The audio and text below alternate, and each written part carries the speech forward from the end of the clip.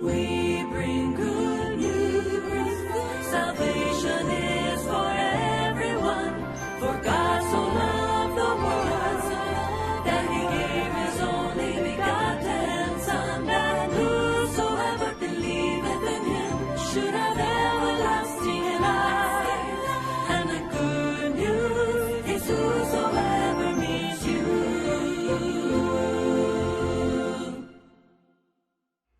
Hello, Good News TV viewers. My name is Luke Skelton, and I'm here with a special guest I'll introduce here in just a minute. And you know, you have maybe been a viewer of Good News TV for some time. Some of you have probably been supporting Good News TV. Some of you have not. Some of you may not even know that we need support. So I'm here then with our very special guest, Jim Brown, who is our consultant for Good News and also the president of Western Adventist Foundation. Welcome, Jim. Thank you. It's good to be here, Luke. We're so thankful to have you with us. So you're here for a special purpose to help us to understand some avenues that most people may not understand. Many of our viewers have been supporting Good News on a regular basis, some of them once in a while, and others have never supported Good News TV.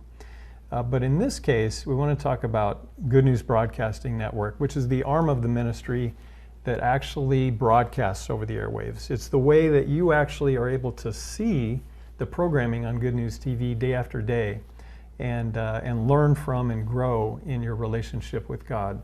And so Jim is here. Jim, you're here to share with us a different way, a unique way that people can support the ministry of Good News Broadcasting Network to help us continue to broadcast on the long term. Not maybe a once in a while gift, but more of a, well, how would you call it? Like an estate plan. And so can you share with us a little bit about that? Sure. Yeah, so there's so many different tools that we call them tools, Yeah. different ways in which individuals can benefit a ministry like Good News Broadcast. Of course, everybody has a will, whether you believe it or not. Mm-hmm. If you don't have a will, the state of Arizona, or whatever state you live in, has a will for you. And so people really need to contemplate their basic estate plan. And when they meet with an attorney and draft their estate plan will, they can easily leave a gift, dollar amount, percentage amount, to Good News Broadcast so that they can help distribute some of their own personal social capital. And social capital is not a bad word. Mm-hmm. We all benefit from it when we drive our cars, when we police, fire. All that is controlled by social capital and the taxes we pay. But the government allows us to distribute some of our own social capital. And you know, the Bible says, render unto Caesar that which is Caesar's. Mm-hmm. But there's also avenues to where we can reduce Caesar's social capital and give it to a ministry, and that's all the way the government has it set up. So Good News Broadcast can actually receive a gift from wills and trusts. Okay. And so, you know, you personally aren't maybe an attorney, but you have an attorney on your staff that would help our viewers to understand maybe some of the details of that and to write up documents and so forth associated with the process. Yeah, yes, correct. I'm not an attorney, so I'm not giving anybody legal advice. But as a consultant, as someone who has been in trust services plan giving for 30 years, and you know, we kind of have an idea how things work. Yeah. And we do have an attorney on staff. We don't necessarily draft documents in-house, but we help support with other attorneys and to get documents drafted that will benefit the ministry. Mm-hmm. So the objective is that our viewers that are watching, they may, if they don't have a will that's been developed or a trust that would be maybe a more advanced version of a will, then like you say, they have one whether they know it or not. But the state, if they don't have one, may make decisions that they didn't want made. If our viewers are planning to use their assets in one direction and they unfortunately pass away, then it will be up to the state to make those decisions if there isn't a will in place. Exactly. So the state has its own distribution system But more important than that is the kids and the grandkids. If there's no provision in a will or an estate plan for the children, then again the state of Arizona has control of the children and they will decide. And so often family members will fight to get control of the kids. And often it's not about the kids, it's about the money. Okay. And so, so this whole concept is about these different instruments, these different devices that can be used to, for the long term, help us, you, me, and our viewers to make long-term decisions for our assets, for our investments, and how they will be used in the future. Correct. So now we're talking about the fun stuff. You know, we manage significant dollars worth of charitable gift annuities and charitable remainder trusts. Now, I know those are probably foreign terms to most people, but a charitable gift annuity is a very wonderful tool. It's a contract. So if someone enters into a contract with X number of dollars, the federal government sets the payout rate. So based on your ages, there'll be a payout rate. And then transfer money to the contract, a payout is paid out to you and your spouse for the rest of your lives. And then when you pass away, then the remainder goes to Good News TV. And the charitable gift annuity, I have one family who has over 60 charitable gift annuities, benefited ministries all over. And I can't say who, but they benefit a lot of ministries. Yeah. So a payout, when you're talking about that, if we put our money into a bank account, then what kind of a payout do you get at a bank account? You know, just a general bank. I don't think, anyway, there's much. As far as my checking account, there's nothing, and the savings account maybe is 0 point some odd %. But the payout that you're talking about, or is basically the interest that will be gained and actually distributed. Is that right? To the Well, it's close, and that's where we get into the complexities. And I'm happy to talk to people if they ever want to contact us. But a charitable gift annuity. So as we get into a little deeper, when you contribute money to a charitable gift annuity, a portion of that will be a charitable deduction. So if you itemize your taxes on Schedule A of your 1040, you can actually reduce your taxable income by a portion of that gift through a charitable deduction. Then the payout rate is based by age. So it goes up to 9.5% for the older ones. For young people like you and me, it'd be in the 4.5%, which is still better than what a bank. Yeah. So out of that 4.5% payout rate, and we use the term payout rate because it's not just interest, it's a payout rate.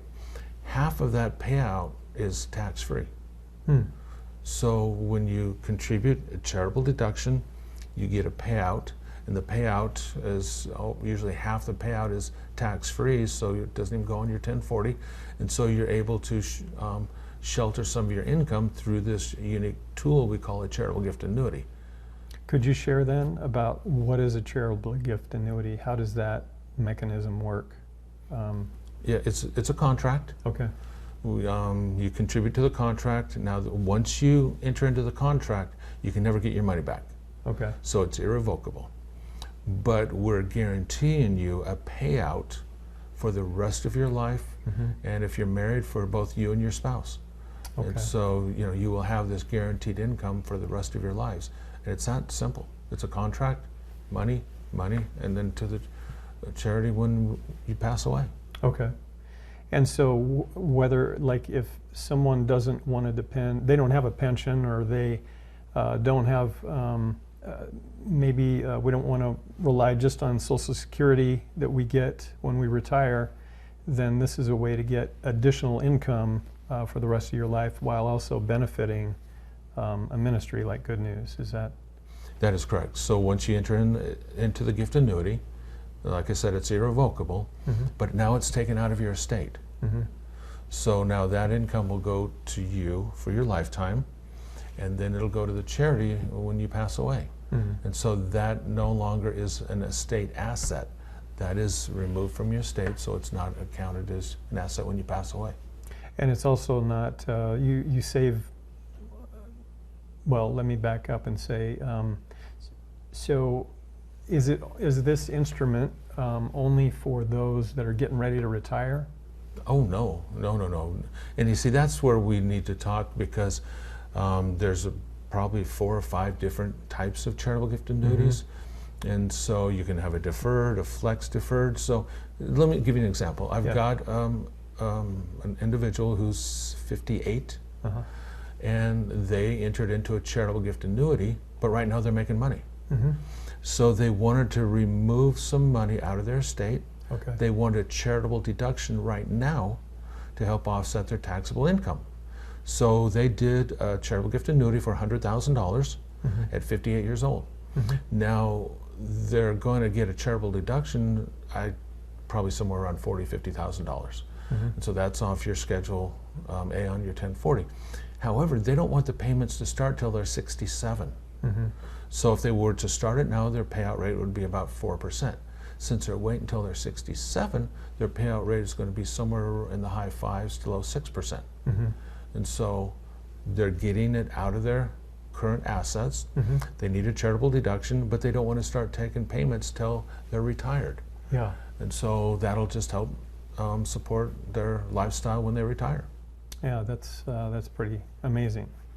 So now, why would you want to take money out of your estate?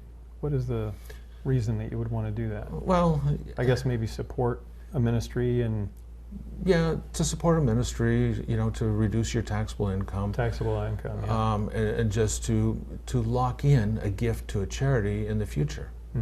You know, a lot of people spend down their assets, and when they pass away, they've got nothing left. They have no ability to make a gift to a charity. Okay. So right now we're setting it aside. They're going to get income off of it, so they're going to be better off. That's why we call it a split interest gift. So they're going to get income off it for the rest of their lives, and then the charity will receive a gift in the end. And so that way they've guaranteed themselves the ability to support ministry, to maintain lifetime income, and to feel like they've actually made a difference in the world. Okay. And so that sounds like a really great approach for benefiting yourself, and more importantly, benefiting God's cause while you're alive, rather than leaving that up to the state to decide, and then I'm sure that the ministry would get nothing. The state doesn't know anything about a ministry; they just know about maybe the family and then the legal fees associated with that. So it's a mechanism where we can make a decision now while we're perfectly capable and have the funds available.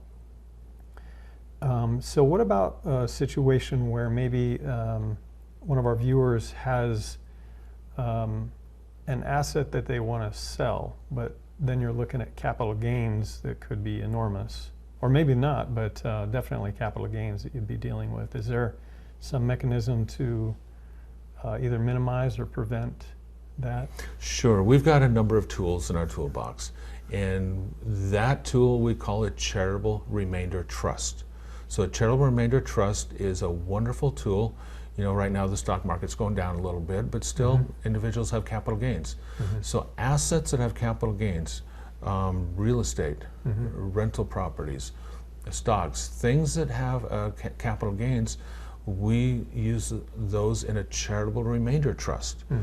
So we create a Charitable Remainders Trust. The trust sells the asset. Okay. And there's no tax when that asset is sold. Yeah. And so you tell me, I've got a client who has an apartment complex for $1.8 million. Yeah. If he were to sell that, his cost basis is $100,000. So he's got a $1.7 million capital gains. So the state he lives in, the federal, state, and alternative minimum tax is about $750,000. You want to pull out your checkbook and write a check for $750,000 on taxes? I wouldn't. Yeah. So again, what we did is we transferred that asset to a Charitable Remainder Trust. The trustee sold the property, paid no tax.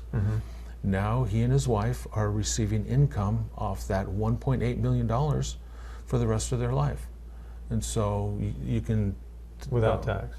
Well, no. Now the income that we distribute to them is taxed at The ordinary income. taxable, yeah, okay. Yeah, But not the whole lump for no, just the sale. yeah. So it's considered an investment now. Mm-hmm. You can choose 5% payout on up to 20-25%. Now we cannot maintain a 20% rate of return right now, but 5, 6, 7%. Those are usually the areas where people get the payout rate, and so with that, we make payments to the donors for their lifetime. One spouse passes away, their surviving spouse will still get payments till they pass away. Okay. And then when they pass away, the charity will receive a gift. Okay. Now, but I have one client who did this trust, maxed out his charitable donation in the year he did it, and then 2 years later he says, Jim, I have too much money. Can I give $250,000 to the charity? Sure, we can do that. Charitable Remainder Trust is such a wonderful tool that we can do a lot of things with. So there could be what I was thinking, there's a whole menu of different options that could be chosen from depending on each unique situation for the viewer that may be interested in wanting to support Good News to continue to proclaim the messages of the love of Jesus and Bible truths until Jesus comes, we pray anyway. Yeah. So with their support, then we could actually accomplish that. It reminds me of one situation that I had maybe some time ago where I had some stock that had appreciated considerably. There was capital gains associated with it. We wanted to donate to a ministry, but we also wanted to sell the stock while it was still high. And so rather than donate to the ministry and sell the stock, we gave the stock to them. And therefore, I believe anyway, we didn't have any capital gains, and they were able to sell it without having to pay. You know, it maximized our investment, it maximized our donation, and it benefited God's cause to the maximum degree. It was just kind of a win-win-win all the way around. Right. And we didn't know that there was a mechanism of a charitable gift annuity or a charitable remainder trust.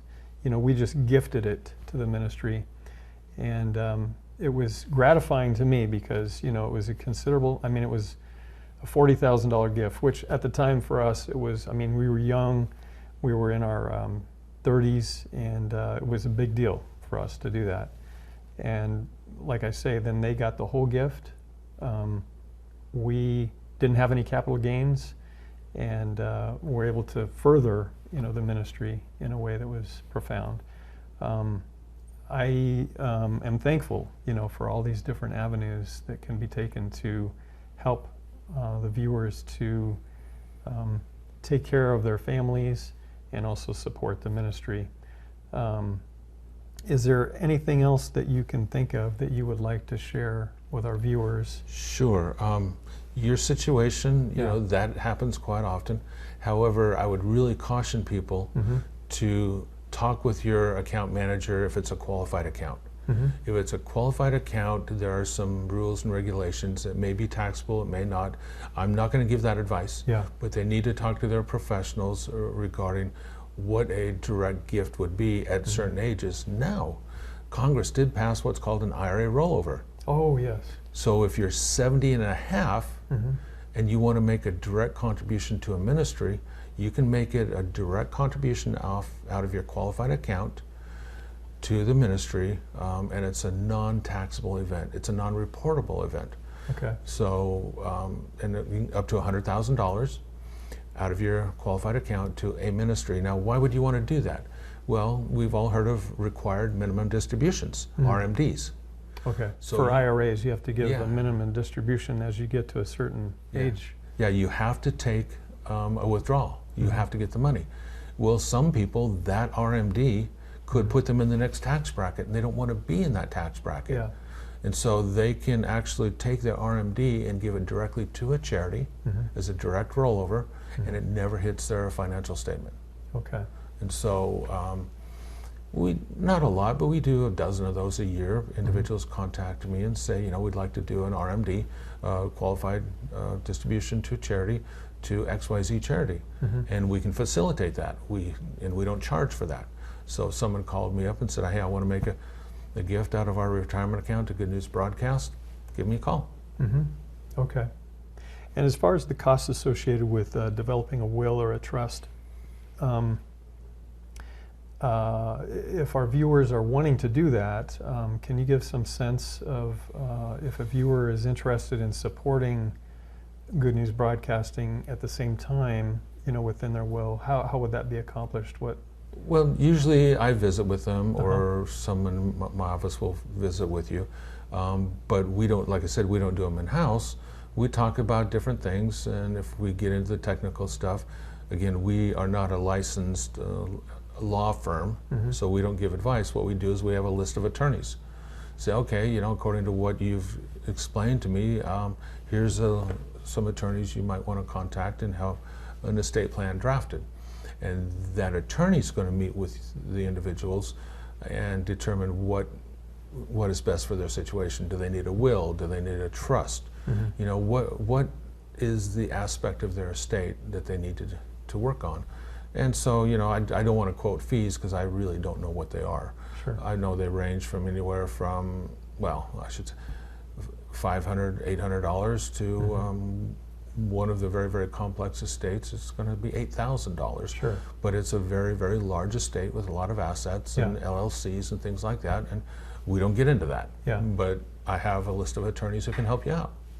But the benefit of that, the benefit of actually investing in a will and or a trust, is to protect the investment that you've made throughout your life, to make sure it goes in the right direction, and that you, as a viewer, have the say in where and how your funds are either distributed or invested today. Right. As I understand it. Yeah. So if you care about what you have and where it goes, you need to have a qualified estate plan drafted by a licensed attorney. And my wife and I have done, a trust ourselves, and are very thankful that we've done that because, as has been mentioned, and you can make adjustments, right? I mean, 20 years later after we've developed ours, when we were in our 30s, we could actually go back and make modifications, which we plan to do. So it's not like fixed in stone, where you make a decision when you're 30 and you have to stick with it for the rest of your life in your will or your trust. You can make adjustments, but it's a way to make sure that at least at any given time that it's going the right direction that you want it to go. Right. The attorneys I talk to always say anytime you have a new life event, children, grandchildren, divorce, whatever, they want you to come and see them and amend or do a codicil amendment or something to your current estate plan so that you remember the people you want to remember. Yeah, makes a lot of sense. Well, Jim, I want to thank you so much for joining us here on the set of Good News TV, and for all the work that you've invested in helping people to be able to take their investments and plan for the future. Plan not only for their families, but also for God's work. And so if you as a viewer want to contact Jim, then call the number that's on your screen, and or reach out to him personally. And we want to encourage you to think about, it's not too late, it's not too early actually, to actually consider how you may want to invest in your future, and make sure that your investments are going the direction that you want them to go. So may God bless you, Jim, and I want to again thank you for joining us today. Until next time, we want to just thank you as our viewers for watching Good News TV, and we ask that the Lord may bless you and may He be glorified in your life. God bless.